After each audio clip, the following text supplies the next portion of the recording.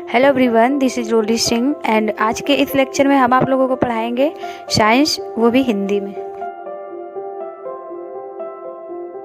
देखते हैं, आज हम पढ़ेंगे हमारे आसपास के पदार्थ, यानी इसको इंग्लिश में बोलेंगे matter in our surrounding. Okay, तो हम पढ़ेंगे पदार्थ के बारे में सभी चीज़ें, जैसे कि पदार्थ होता क्या है, पदार्थ के गुण क्या होते हैं, पदार्थ कैसे बनता है, पदार्थ की अवस्थाएं क्या क्या होती है, इन सभी चीज़ों के बारे में आज हम पढ़ेंगे। ओके, तो चलिए देखते हैं पदार्थ होता क्या है। पदार्थ वो होता है, किसी भी चीज़ को हम पदार्थ बोल सकते हैं, जैसे कि जो कोई भी वस्तु है जो स्थान घेरती है उसको हम पदार्थ बोल सकते हैं, जैसे कि हवा, जल एंड बुक, कोई पेन, ये सभी चीज़ें जो कणों से मिलकर बनी है, इनको हम क्या बोल सकते हैं, पदार्थ।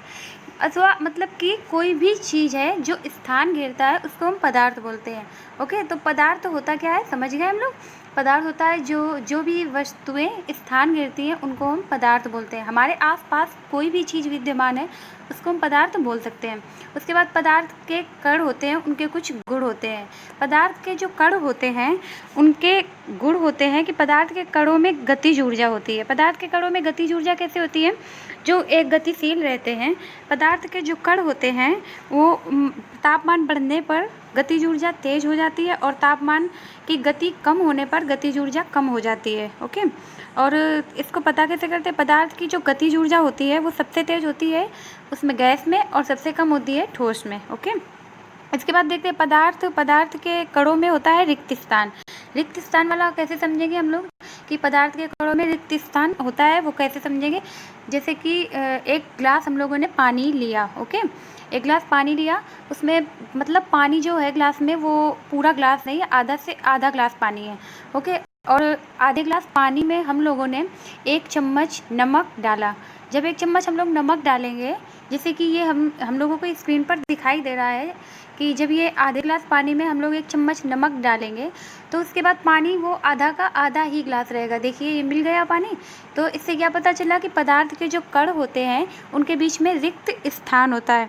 ओके, इसके बाद देखते हैं पदार्थ का एक ये भी गुण होता है कि वो जो पदार्थ के कण होते हैं वो एक दूसरे को अपनी तरफ आकर्षित करते हैं। इसका ऑप्शन हम कैसे लेंगे, जैसे कि पदार्थ के कण एक दूसरे को अपनी तरफ आकर्षित कैसे करेंगे। जैसे कि एक हैंडपंप होता है, जब हैंडपंप में पानी आता है तो उसमें हम लोग अगर उंगली लगा लेते हैं तो देखते हैं कि थोड़ी देर में तो पानी की 2 धाराएं हो जाती है, लेकिन जब नीचे देखते हैं हम नीचे तक तो उसमें धाराएं मिल जाती हैं। मतलब कि जो पदार्थ होते हैं, जो पदार्थ के कण होते हैं वो एक दूसरे को अपनी ओर आकर्षित करते हैं।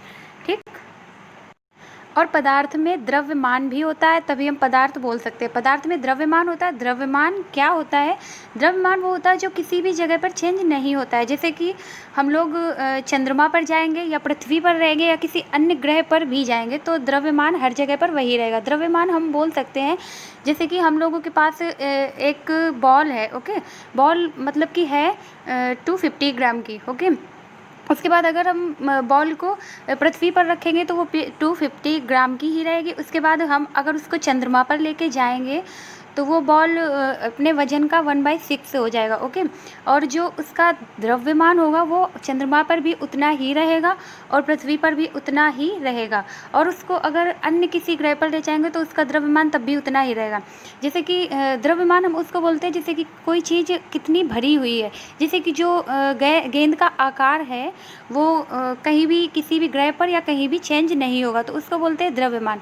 जो द्रव्यमान होता है उसको हम किलोग्राम में मापते हैं। ओके, उसके बाद देखते हैं जो पदार्थ के कणों में रिक्त स्थान होता है वो सबसे कम रिक्त स्थान होता है ठोस में, क्योंकि जो ठोस के कण होते हैं वो बहुत पास पास में होते हैं और ठोस में सबसे कम रिक्त स्थान होता है और सबसे ज़्यादा रिक्त स्थान होता है गैस में। ओके, जो गतिज ऊर्जा होती है वो भी गैस में सबसे अधिक होती है। ओके, इसके बाद देखते हैं पदार्थ के टाइप कितने होते हैं, पदार्थ की अवस्थाएं कितनी होती है। पदार्थ की अवस्थाएं होती है टोटल 5, लेकिन हम लोग क्लास 9th में ओनली 3 अवस्थाएं ही पढ़ेंगे।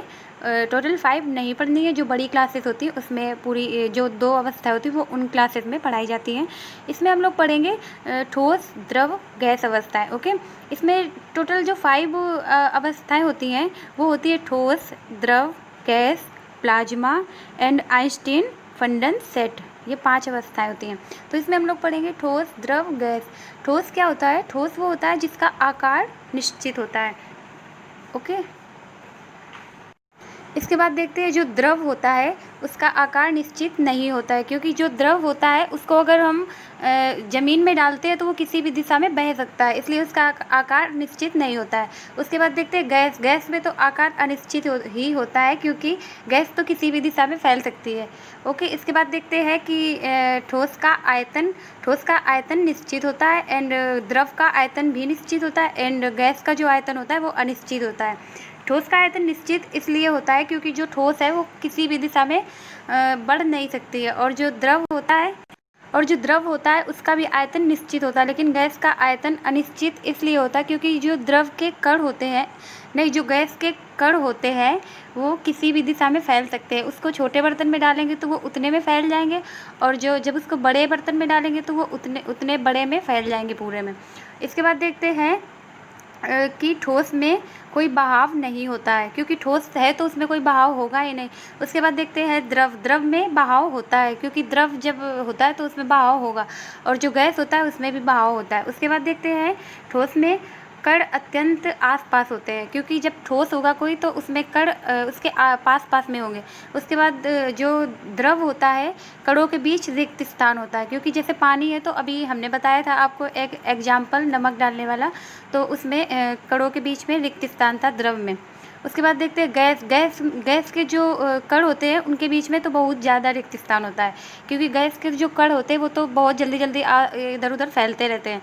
उसके बाद देखते हैं ठोस में संपीड्यता का गुण पाया जाता है। संपीड्यता मतलब कि पास होने का, मतलब कि दबने का। तो जो ठोस होते हैं उनमें संपीड्यता का गुण नहीं पाया जाता, क्योंकि जो ठोस है उसको हम दबा नहीं सकते हैं, और जो द्रव होता है उसमें संपीड्यता का गुण थोड़ा पाया जाता है, मतलब ज़्यादा नहीं, दबा सकते हैं लेकिन बहुत ज़्यादा नहीं। उसके बाद जो गैस होती है उसमें संपीड्यता का गुण बहुत अधिक पाया जाता है। ओके, तो आज के इस लेक्चर में हम लोग सीखेंगे इतना ही।